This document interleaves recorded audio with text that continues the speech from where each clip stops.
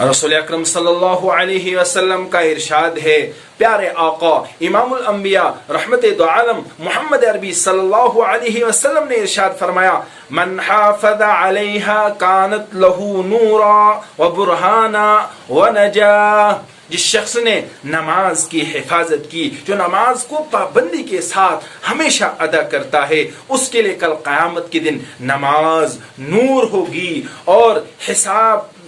پیش ہونے کے وقت اس کے لیے حجت ہوگی اور نجات کا سبب ہوگی۔ اور فرمایا وَمَن لَّمْ يُحَافِظْ عَلَيْهَا لَمْ يَكُن لَّهُ نُورٌ وَلَا نَجَاةٌ، اور جو شخص اس نماز کی حفاظت نہیں کرتا ہے، یعنی نماز کو پابندی کے ساتھ نہیں ادا کرتا ہے، لَمْ يَكُن لَّهُ نُور، نہ اس کے لیے قیامت کے دن روشنی ہوگی، نہ نور کا سبب ہوگی اس کے لیے، وَلَا برہان، اور نہ اس کے لیے کوئی دلیل کی سبب ہوگی کہ یہ ایمان والا ہے،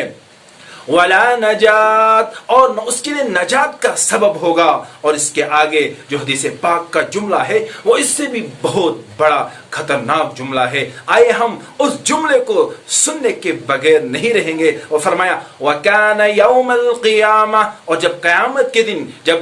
رب ذوالجلال کی عدالت لگے گی، وَكَانَ يَوْمَ الْقِيَامَةِ مَعَ فِرْعَوْنَ وَحَامَانَ وَأُبَيِّ بْنِ خَلْفٍ،